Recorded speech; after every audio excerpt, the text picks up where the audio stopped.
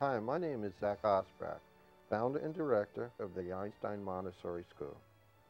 I started the school to better educate children with early reading and spelling delays.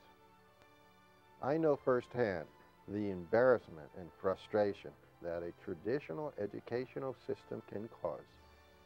I feel that it is vital to design schools that target these students' specific educational and emotional needs. We have designed such a school, and our results speak for themselves. Our dyslexic students have achieved the highest reading gains among their peers in the state of Florida. Our extensive testing shows that our students have improved their reading by 285%.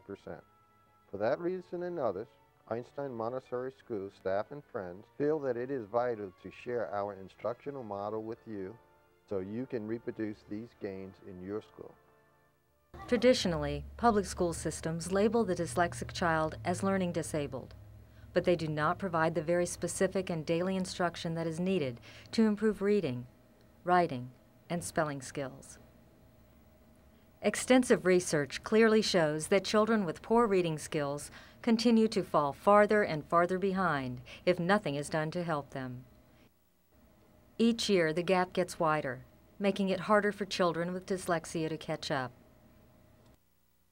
Public schools provide several options for children with reading disabilities, but most of these options do not improve reading skills in children with dyslexia or other reading disabilities. One option is mainstreaming the child. Mainstreaming puts a child with reading difficulties in the cruel situation of being unable to keep up with his or her peers in subjects that require reading. Another option is to use pull-out services, which remove dyslexic children from the classroom. Many times, the pull-out activities are unrelated to the child's classwork. This leaves the child even farther behind in that subject.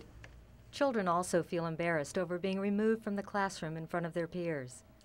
Some pull-out services are designed to improve reading skills, but usually they're not offered daily, and so they're less effective. Some schools provide a self-contained varying exceptionalities classroom, where children with reading disabilities are combined with children who have emotional and behavioral problems. This is a less costly model for the school district, but it subjects children with only reading difficulties to a stressful environment and potentially abusive behavior from other children.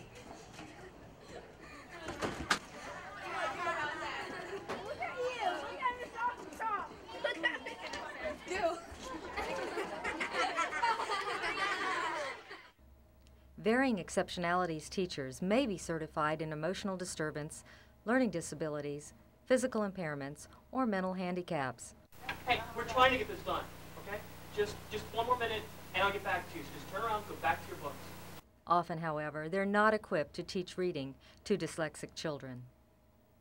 Also, teachers in VE classrooms may be certified to teach kindergarten through 12th grade, but they often have very weak backgrounds in science, social studies, math, and technology. As we saw with Albert Einstein, many students with dyslexia can learn, remember, and excel in subject areas that don't require good reading skills. So having teachers who are weak in these areas makes it hard for dyslexic students to receive rewarding and challenging educations. Unfortunately, they often find themselves without opportunities to learn. Because the curriculum typically focuses on worksheets or rote memorization, dyslexic students find learning to read very hard, if not impossible. Without the right educational model and instruction, students simply cannot make the needed gains in their reading, writing, and language abilities. Their anxiety and frustration can be heartbreaking.